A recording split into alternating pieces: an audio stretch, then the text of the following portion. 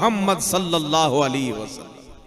আল্লাহ যে নূর পাঠিয়েছেন সেই নূর হলো মুহাম্মদ রাসূলুল্লাহ, আর আল্লাহ যে কিতাব পাঠিয়েছেন সেই কিতাব হলো কিতাবুল্লাহ, কোরআন। জোরে বলেন সুবহানাল্লাহ।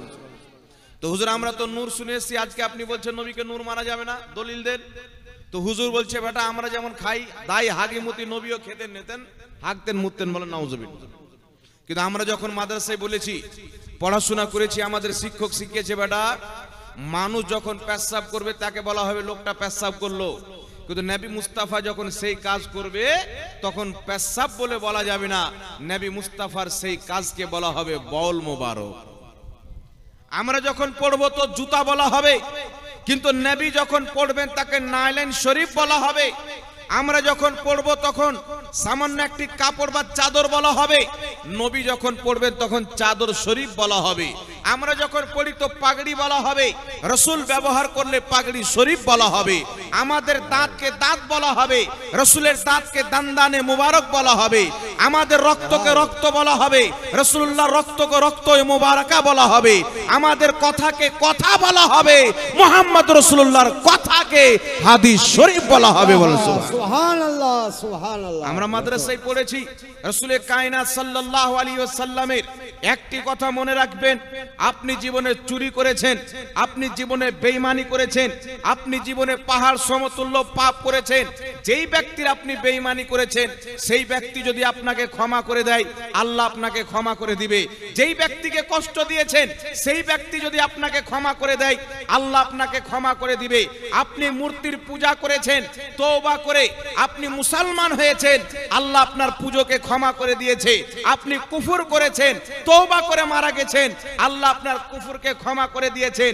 বড় বড় চোরের গুনাহ ক্ষমা হতে পারে, জেনাকারীর জেনা ক্ষমা হতে পারে, নামাজ ত্যাগ করনেওয়ালাকে আল্লাহ চাইলে ক্ষমা করতে পারে, আল্লাহর পাওয়ার রয়েছে।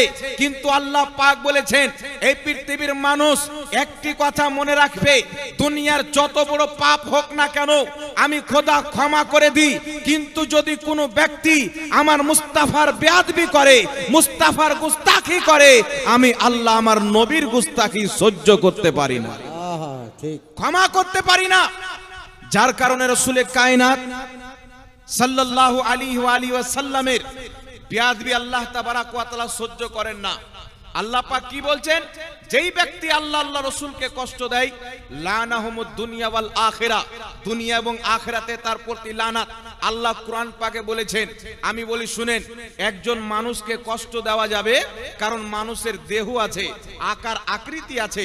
আমার হাত আছে বলে কেউ যদি আমার আঙ্গুল কাটে আমি কষ্ট পাবো, আমার পাও আছে বলে কেউ যদি আমার পায়ে আঘাত করে আমি কষ্ট পাবো, আমার শরীর আছে বলে আমার দেহে কেউ যদি আঘাত করে আমি কষ্ট পাবো। কিন্তু আল্লাহর কোনো আকার নাই, আল্লাহর কোনো দেহ নাই, আল্লাহ আকার আকৃতি থেকে পাক, আল্লাহ হচ্ছেন নিরাকার। নিরাকার আল্লাহকে কেউ কষ্ট দিতে পারে না। আমরা আহলে সুন্নাত ওয়াল জামাত আমাদের আকীদা হলো কুল কায়নাত মিলে যদি আল্লাহর চুল পরিমাণে ক্ষতি করতে চায়, কুল কায়নাত আল্লাহর চুল পরিমাণে ক্ষতি করতে পারে না। সারা পৃথিবী মিলে যদি আল্লাহর একটু উপকার করতে চায়, এই সারা পৃথিবীর ব্যক্তি মিলে আল্লাহর একটু উপকার করতে পারে না। তো যেই কুল কায়নাত মিলে আল্লাহর ক্ষতি করতে পারে না, আল্লাহর উপকার করতে পারে না, আল্লাহ বলছেন যে আল্লাহ আল্লাহ রাসূলকে কষ্ট দেয়, আল্লাহ তোমার রাসূলকে কষ্ট দিবে, কারণ তোমার রাসূল তো মানুষ হয়ে দুনিয়াতে এসেছে। তোমার রাসূলকে মক্কার মাটিতে কাবার সেহেনে সেজদারত অবস্থায় তিনার উপরে উটের উজড়ি চাপিয়ে দেওয়া হলো, তোমার নবীকে কষ্ট দেওয়া হয়েছে। তোমার নবীকে মক্কা থেকে মদিনা হিজরত করতে বাধ্য করা হলো, তোমার নবী রাস্তাতে কষ্ট পেয়েছে। তোমার নবীর যুদ্ধের ময়দানে দান্দানে মুবারককে শহীদ করা হলো, তোমার নবী কষ্ট পেয়েছে। কিন্তু রব্বুল আলামিন তোমার নবীকে কষ্ট দেয়, তোমার নবীকে কষ্ট দিতে পারে এটা তো আমরা জানি, কিন্তু তোমাকে তো কষ্ট দিতে পারে না। তুমি কেন বললে যে আল্লাহকে কষ্ট দেয়? আল্লাহ বলছে শুনো, আমাকে কেউ কষ্ট দিতে পারে না, যারা আমার নবীকে কষ্ট দিল তারা আমি আল্লাহকে কষ্ট দিল। সুবহানাল্লাহ, সুবহানাল্লাহ। রাসূলকে কষ্ট দেওয়া, নবীকে কষ্ট দেওয়া মানে আল্লাহকে কষ্ট দেওয়া, এটা আল্লাহর কোরআন বলছে। বাবা সুবহানাল্লাহ। রাসূলুল্লাহর সম্মান করা আল্লাহর সম্মান করা। তাই আল্লাহ কোরআন পাকে বলছেন মাইয়ুতির রাসূলা ফাকাদ আতা আল্লাহ, যেই ব্যক্তি আমার রাসূলের অনুগত্য করে নিল সে আমি আল্লাহর অনুগত্য করে নিল। সুবহানাল্লাহ। রাসূলের অনুগত্য করা মানে আল্লাহর অনুগত্য করা, রাসূলকে মহব্বত করা মানে আল্লাহর মহব্বত করা। যদি কোনো ব্যক্তি চায় আমি আল্লাহকে ভালোবাসবো, আল্লাহর ভালোবাসা পাবো। ভালোবাসা কামিয়াব কবে বলা হয়? কমপ্লিট ভালোবাসা কাকে বলা হয়? একটু লক্ষ্য করে শুনেন। একটু আজকে জালসা হচ্ছে ঈদে মিলাদুন নবী, এই বিষয়ে আমি আলোচনা করব। তবে আগে আমি কিছু কথা আপনাকে বলে দিতে চাই যে রাসূলের গুরুত্ব কত। একজন ব্যক্তি যদি একজন ব্যক্তিকে ভালোবাসে, আমি যদি বলি আমি আপনাকে ভালোবাসি, আপনি যদি বলেন আমি তোমাকে ভালোবাসি না, তাহলে মনে করতে হবে ভালোবাসা কমপ্লিট নাই। দুই পক্ষ থেকে ভালোবাসা হতে হবে, এক পক্ষ থেকে ভালোবাসা হয় না। তো যদি কোনো ব্যক্তি বলে আমি আল্লাহকে ভালোবাসি, আল্লাহকে ভালোবাসি, আল্লাহ যদি তাকে ভালো না বাসে তার ভালোবাসা বেকার। ঠিক। কারণ ইবলিস আল্লাহকে ভালোবাসতো। আমি বলছি আমি আল্লাহকে ভালোবাসি, আল্লাহকে ভালোবাসি, আল্লাহ বলছে আমি তোকে ভালোবাসি না বান্দা যা। তাহলে আমার ভালোবাসার কোনো গুরুত্ব আছে?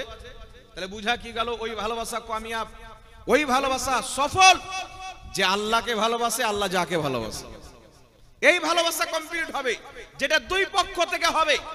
এখন কেউ বলছে আমি আল্লাহকে ভালোবাসি, আল্লাহকে ভালোবাসি, আল্লাহ তোমাকে ভালোবাসে কি বাসে না?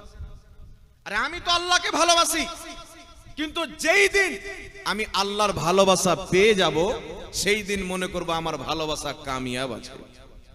যতদিন পর্যন্ত আল্লাহর ভালোবাসা পাবো না আমার ভালোবাসা বিফলে যাবে, বেকার হয়ে যাবে, বরবাদ হয়ে যাবে। তাহলে আল্লাহকে আমরা সবাই ভালোবাসি কি বাসি না? আর জোরে বলতে হবে, বাসি। আল্লাহকে আমরা ভালোবাসি কি বাসি না? তাহলে আল্লাহর ভালোবাসা পাইতে গেলে কি করতে হবে? আল্লাহকে ভালোবাসি, আল্লাহর ভালোবাসা তো পেতে হবে। আমরা আল্লাহকে ভালোবাসি, যখন আল্লাহ আমাদেরকে ভালোবাসতে লাগবে, আল্লাহর যখন ভালোবাসা পেয়ে যাব আমাদের ভালোবাসা কিন্তু কামিয়াব হয়ে যাবে। তাহলে আল্লাহর ভালোবাসা কি করে পাবে? আল্লাহ বলছেন শুনো, কুল ইন কুনতুম তুহিব্বুনাল্লাহ ফাত্তাবিউনি ইউহিব্বুকুমুল্লাহ ওয়া ইয়াগফির লাকুম যুনুবাকুম ওয়াল্লাহু গফুরুর রহিম। আল্লাহ বলছেন মেহবুব তুমি বলে দাও, যদি তোমরা আল্লাহকে ভালোবাসতে চাও, আল্লাহকে মহব্বত করতে চাও, ফাত্তাবিউনি, আমি নবীর ইত্তেবা করো, আমি নবীর অনুসরণ করো, আমি নবীকে মহব্বত করো। যদি আমাকে মহব্বত করে নাও, আমার ইত্তেবা করে নাও, এক কথা আমি নবী মুস্তাফাকে যদি সন্তুষ্ট করে দাও, রাজি করে নাও, ওয়া ইউহিব্বুকুমুল্লাহ, আল্লাহ তোমাকে ভালোবাসবে। সুবহানাল্লাহ। তাহলে বুঝা কি গেল? নামাজ পড়ছি আল্লাহকে ভালোবাসি বলে, যদি আল্লাহ আমাকে ভালো না বাসে নামাজ পড়া কাজে আসবে না।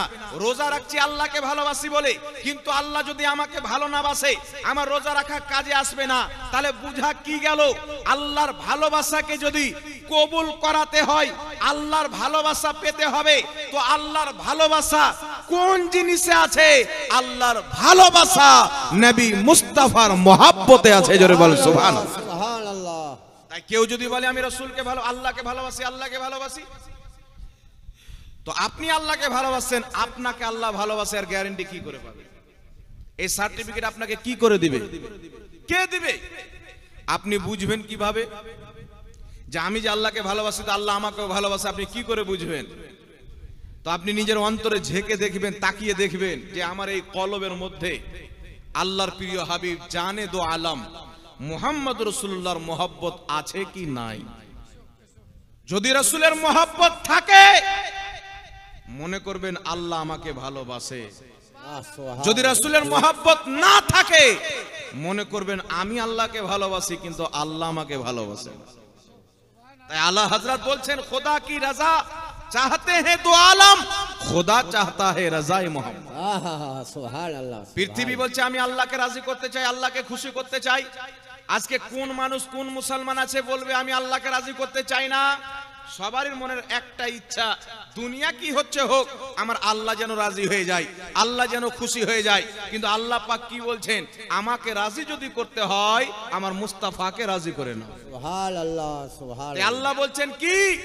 পৃথিবীর মানুষ শুধু তুমি নয়, তোমাকে সৃষ্টি করনেওয়ালা আমি আল্লাহ, कुल कायनात के बनाने वाला आमी अल्लाह, जन्नत सृष्टि करने वाला आमी अल्लाह, कयामत कायम करने वाला आमी अल्लाह, हाशर बर्पा करने वाला आमी अल्लाह, कुल सिरात तैरी करने वाला आमी अल्लाह, मीजान टांगने वाला आमी अल्लाह, कुल कायनात के सृष्टि करने वाला आमी अल्लाह, समुद्र तैरी करने वाला आमी अल्लाह, समुद्र माछ के रिजिक देने वाला आमी अल्लाह, पिपीलिका के रिजिक देने वाला आमी अल्लाह।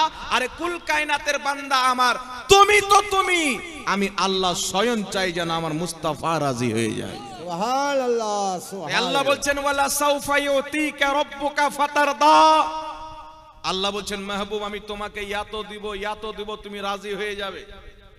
আল্লাহ জানে আমার নবী কি নিবে, আল্লাহ এটাও জানে যে কত নিয়ে রাজি হবে। আল্লাহ জানে আমার নবী কি নিবে, আল্লাহ এটাও জানে যে কত নিবে যে রাজি হবে। আল্লাহ জানেন আমার মাহবুব কি নেবেন। সাহাবা জিজ্ঞাসা করলেন ইয়া রাসূলুল্লাহ ইয়া হাবিবাল্লাহ, আল্লাহ তো আপনাকে এত দিবে আপনি রাজি হয়ে যাবেন, তো আপনি আল্লাহর কাছে কি চান? আচ্ছা বলেন তো বাবা, আমার বাপ মা যদি নদীতে ডুবে তাহলে আমি আগে গ্রামের লোককে বাঁচাতে যাব না আমার বাপ মাকে আগে বাঁচাবো? কথা বলে। আল্লাহ বলছেন মাহবুব তুমি যা চাইবে আমি তোমাকে তাই দেব। তো মুস্তাফা তো বলতে পারতেন যে আল্লাহ আমার মা আমার বাপকে জান্নাত দিয়ে দাও। আমার নবী বলেছেন না। কেন বলেননি? নবী জানেন যে আমার মা বাপ তো অলরেডি জান্নাতি। তো যেই ব্যক্তি শুকনো জায়গায় দাঁড়িয়ে আছে তাকে বাঁচানোর প্রয়োজন নাই, যে ডুবছে তাকে বাঁচাতে হবে।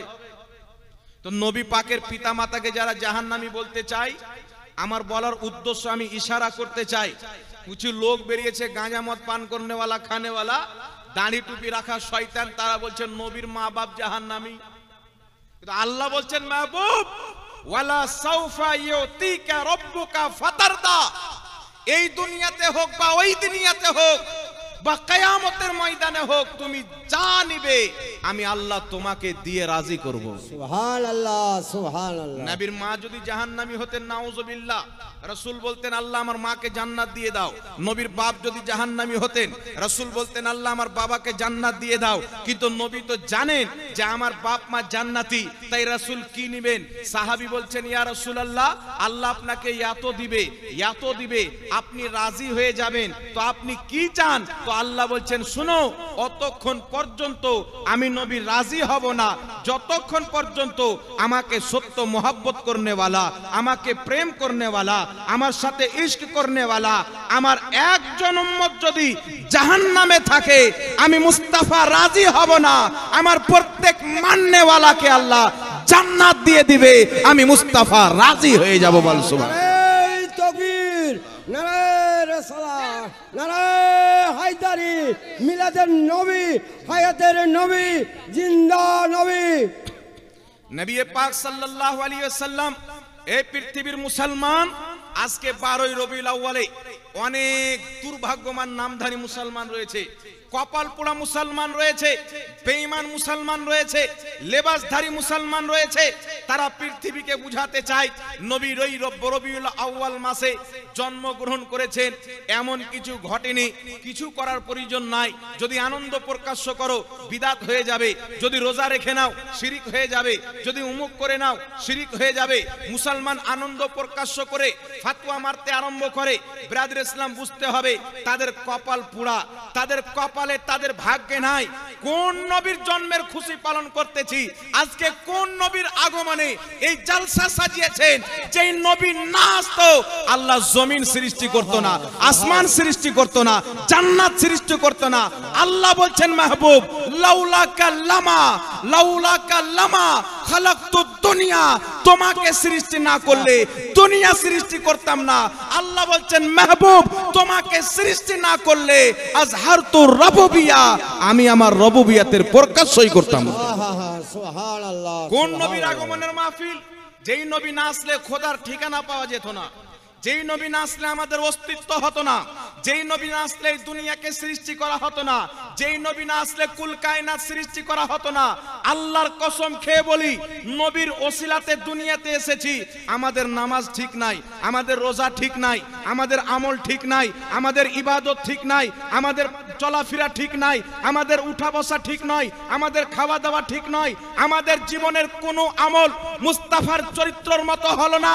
কিন্তু আল্লাহু আকবার কবিরা, কিয়ামতের ময়দানে মুস্তাফা সিজদায় পড়ে বলছে, আল্লাহ আমার কলমা তো পড়েছে, আমল করুক না করুক আমি মুস্তাফাকে শক্তি দাও, আমি তাকে জান্নাত নিয়ে যাব। সুবহানাল্লাহ, সুবহানাল্লাহ। আমার কলমা তো পড়েছে, আমার কলমা তো বলেছে, আমাকে নবী বলে তো মেনেছে, আমার তাওহীন তো করেনি, আমার গুস্তাখি তো করেনি, আমার অপমাননা তো করেনি, আমার কলমা পড়েছে, আমাকে মোহাব্বত করেছে, ইবাদত করতে পারেনি, গুনাহ করেছে।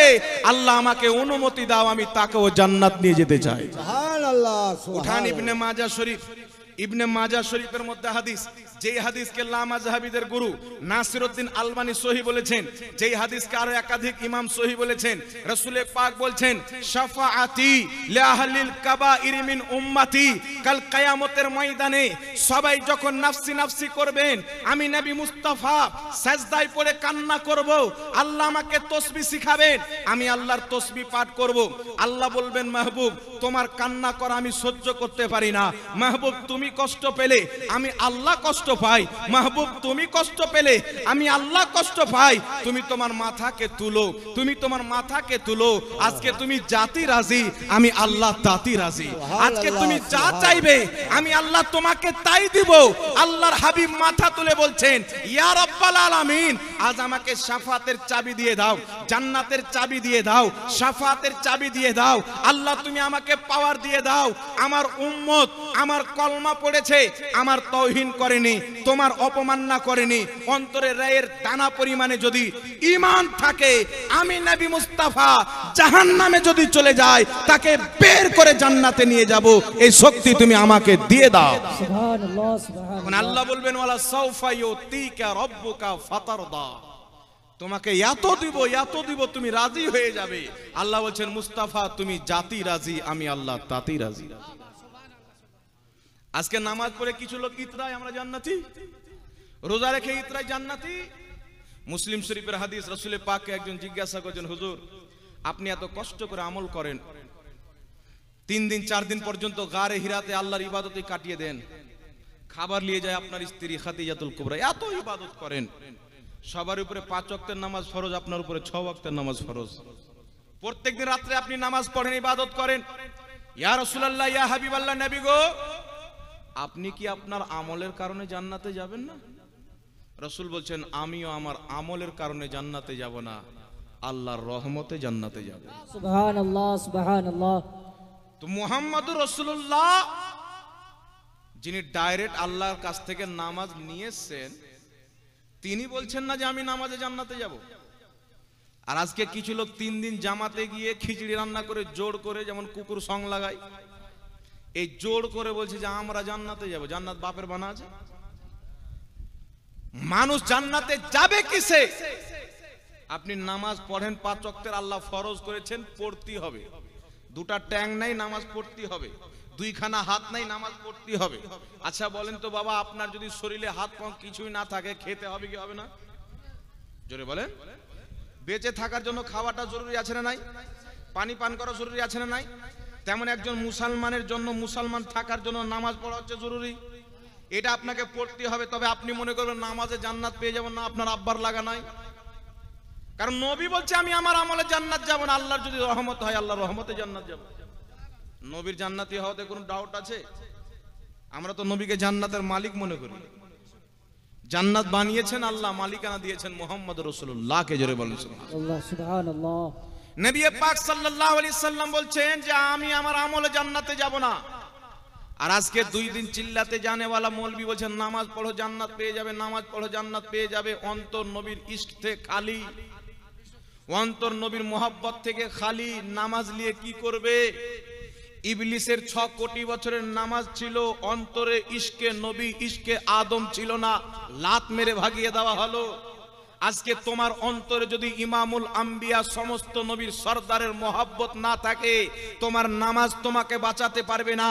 আল্লাহর কসম খেয়ে বলি, কাল কিয়ামতের ময়দানে আল্লাহর আযাব থেকে যদি আপনাকে আমাকে কেউ বাঁচাতে পারে, তিনি হচ্ছেন মুহাম্মাদুর রাসূলুল্লাহ। সুবহানাল্লাহ, সুবহানাল্লাহ।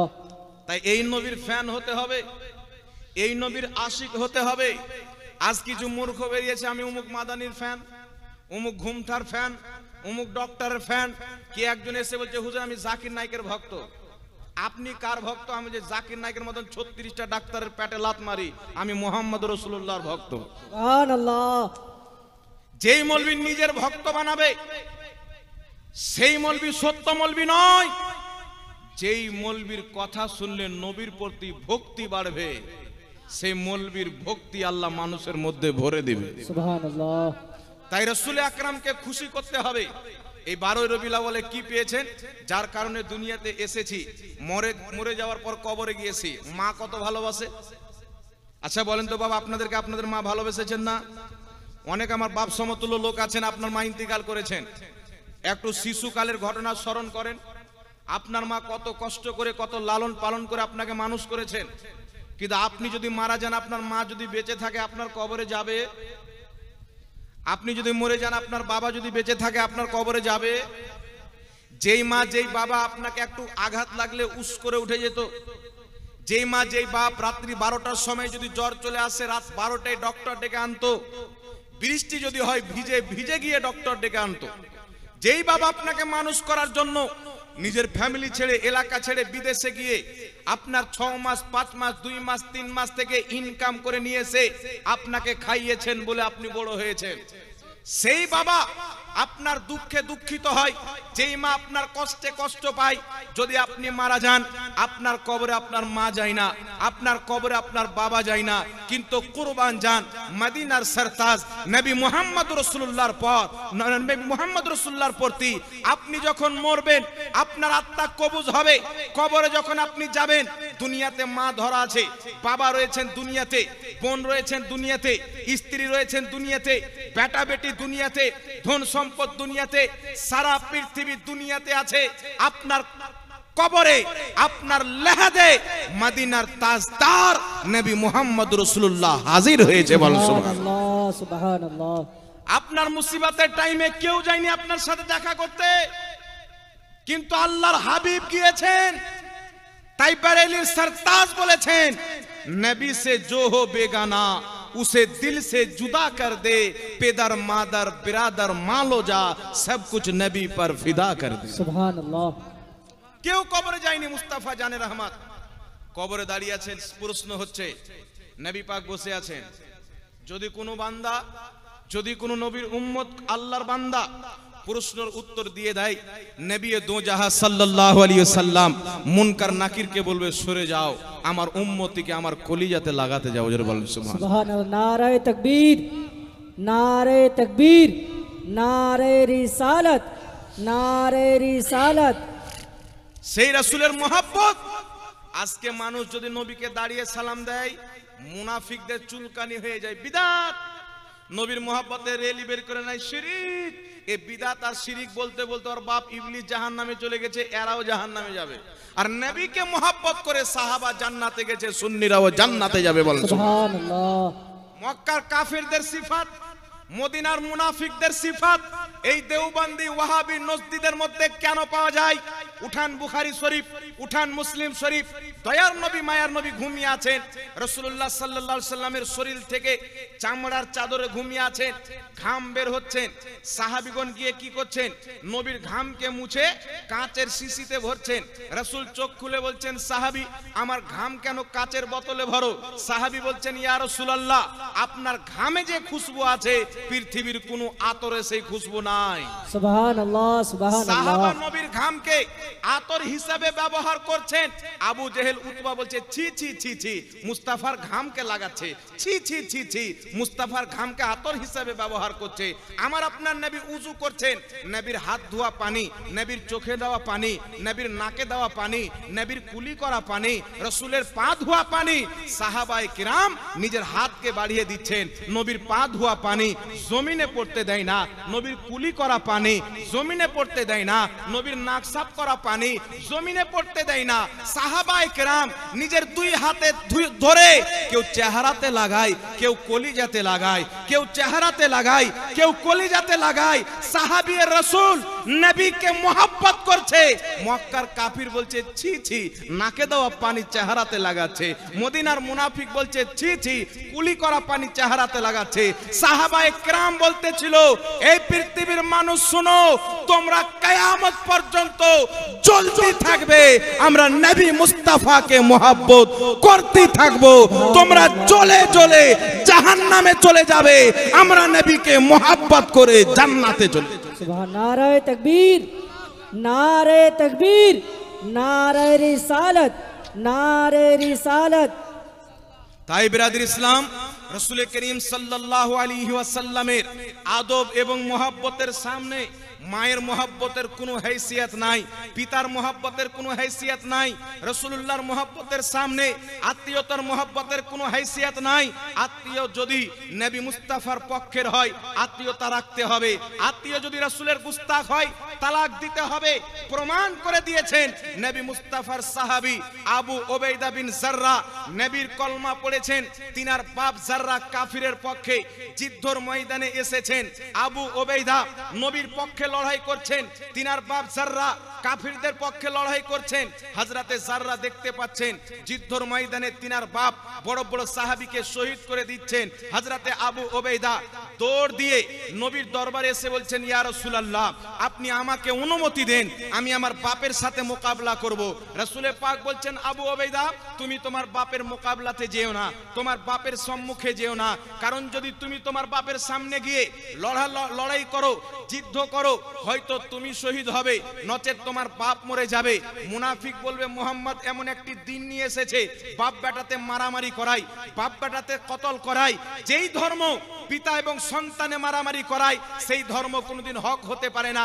হযরতে আবু ওবাইদা বিন জাররা এই কথা শোনার পর যুদ্ধ করতে আরম্ভ করেছেন, লড়াই করতে আরম্ভ করেছেন। আবার চেয়ে দেখছেন তিনার বাপ জাররা বড় বড় সাহাবীকে হত্যা করতেছেন। হযরতে আবু ওবাইদা বিন জাররা সহ্য করতে না পেরে বাপের সামনে ঝাঁপিয়ে পড়েছেন, তলোয়ারের এমন একটা নিশানা করেছেন, বাপের গর্দান কেটে দিয়েছেন। বাপ মরে জমিনে, আবু ওবাইদা কান্না করছেন চিৎকার করে।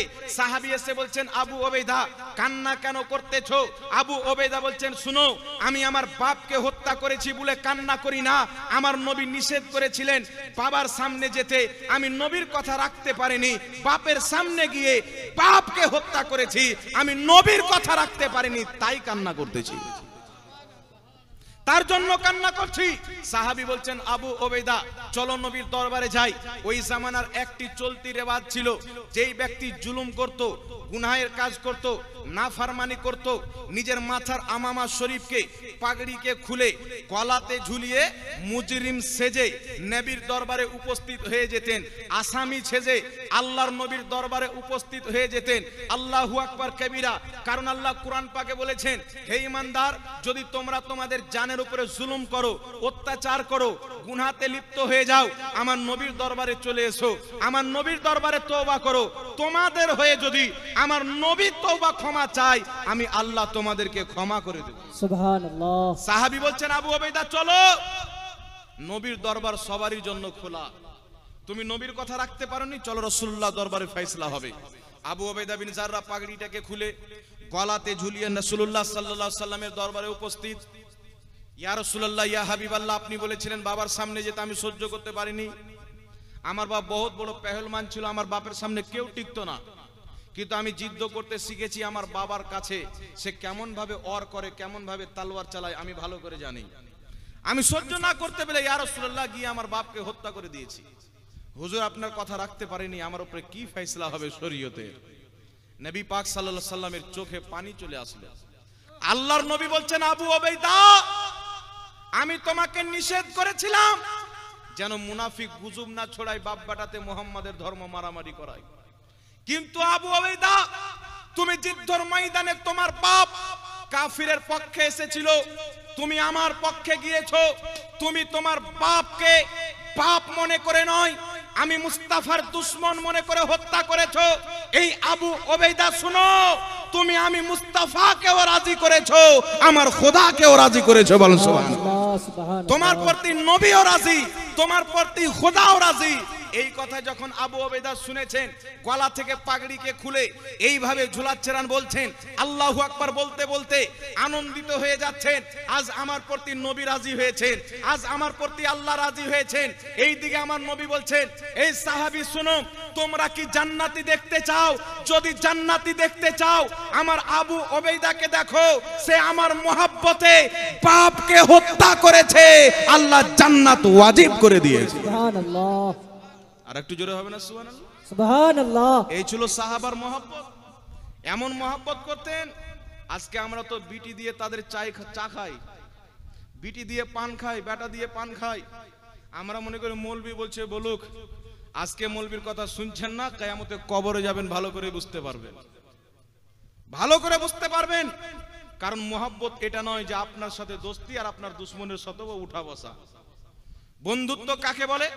বন্ধুর দুশমনকে নিজের দুশমন মনে করতে হবে। বন্ধুর মহব্বতের জিনিসকে, বন্ধুর ভালোবাসার জিনিসকে, বন্ধুর সামানকে নিজের বন্ধু মনে করতে হবে, নিজের সামান মনে করতে হবে। বন্ধুর আত্মীয়কে নিজের আত্মীয় মনে করতে হবে, বন্ধুর কুটুমকে নিজের কুটুম মনে করতে হবে। তবে না আপনি হলেন বন্ধু সচ্চা পাক্কা। আর বন্ধু আপনার সাথে বন্ধু তো আপনার দুশমনের সাথে চা খাচ্ছি, এইদিকের ভেদ এদিকে, এইদিকের ভেদ এদিকে লাগাচ্ছি, দুই দিকে মুখ, এটা মুনাফিক হলো, এটা ভালোবাসা নয়। তো আমি রাসূলকে ভালোবাসি, রাসূলের দুশমনের কাছে গিয়ে চা খাই, তাকে বিটি দিই, তার বিটি নিয়ে আসি, আর বলছি আমি টানাটান সুন্নি মুসলমান। টানাটান নয়, ঢিলা হয়ে গেছে, ডিডি মুসলমান, কেডি মুসলমান, ক্যারেক্টার ঢিলা মুসলমান হয়ে গেছে। তাই বিরাদ ইসলাম, আমাদেরকে শিক্ষা নিতে হবে কার কাছ থেকে? সাহাবার কাছ থেকে। জোরে হবে না? আল্লাহ কোরআন পাকে বলেছেন, হে ঈমানদার, যদি তোমার আপন পিতা, যদি তোমার আপন ভাই আল্লাহ রাসূলের প্রতি ঈমান আনার পর কুফরকে পছন্দ করে, আল্লাহ এবং রাসূলের বিরোধিতাকে পছন্দ করে, লা তাত্তাখিজু, তাদের সাথে তোমাদের কোনো আপোষ থাকতে পারে। সুবহানাল্লাহ। বাপ আছে নবীর দুশমন, আপোষ নাই। ভাই আছে নবীর দুশমন, আপোষ নাই। আপোষ কার সাথে হবে? যে মুস্তাফার वफादार হবে, মুসলমানের বন্ধু হবে। জোরে বলুন সুবহানাল্লাহ। যে রাসূলুল্লাহর वफादार নাই, মুসলমানের বন্ধু হতে পারে? আর জোরে বলতে হবে, হতে পারে।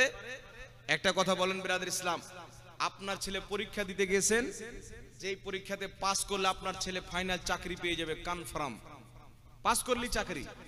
আপনার ছেলে পরীক্ষা দিতে গেছেন, একজন প্রিন্সিপাল বলছে আপনার ছেলে 2টা প্রশ্নতে আটকে গেছেন। প্রিন্সিপাল এসে তাকে 2টা প্রশ্নের উত্তর শিখিয়ে দিলেন, সে লিখে দিল। আপনার ছেলে চাকরি পেয়ে গেল। যতদিন বাঁচবে প্রিন্সিপালকে ভুলবে? বেটা তো ভুলবে না, আপনিও ভুলবেন না। কিন্তু এটা হাসরের ময়দানের প্রশ্ন, হাসরের ময়দানের পরীক্ষা। ফেল যদি করে দেন, চিরস্থায়ী জাহান্নাম, জাহান্নামের আগুনে জ্বলতে হবে, পুলসিরাত পার হতে হবে, চুলের চাইতে চিকন রাস্তা। আপনার সামনে কেটে কেটে হাজারো লোক জাহান্নামের আগুনে পড়ছে, হাউদাউ করে জ্বলতেছেন, পড়তে মতন হাড্ডি থাকছে, সম্পূর্ণ মাংস ক্লিয়ার। এইদিকে আপনি দাঁড়িয়ে আছেন, দেখছেন আমার নাম্বার আসছে, আপনার পেশাব বেরিয়ে গেছেন। এইরকম মহামারীর টাইমে, কঠিন অবস্থায় কেউ আপনাকে সাহায্য করতে আসবে না, কেউ আপনার হেল্প করতে আসবে না। মা আপন পরেশান, বাপ আপন পরেশান, বেটা মাকে চিনে না, মা বেটাকে চিনে না, আর কে কাকে চিনে। কিন্তু ওই কিয়ামতের ময়দানে একজন ব্যক্তি, যার নাম হচ্ছে মুহাম্মাদুর রাসূলুল্লাহ সাল্লাল্লাহু আলাইহি ওয়াসাল্লাম, পৃথিবীর মানুষ নিজে হাউদাউ করতে থাকবে, মুস্তাফা উম্মতকে খোঁজাখুঁজি করতে থাকবে, কোথায় আমার উম্মত আছে। নবী ধরবেন, জান্নাতে নিয়ে যাবেন, ধরবেন, জান্নাতে নিয়ে যাবেন। তাই মুসলমান, পৃথিবী ছাড়তে হলে ছেড়ে দিতে হবে, মুস্তাফার দামান ছাড়তে হবে না। কারণ কবরে যদি পার হই, মুস্তাফার বরকতে পার হব, হাসরে যদি পার হই, মুস্তাফার বরকতে পার হব। বলুন সুবহানাল্লাহ, সুবহানাল্লাহ। এই 12 রবিউল আউয়ালের সেই মহান নবী, যে নবীর কারণে পিতা মাতা আত্মীয় স্বজন পেয়েছি।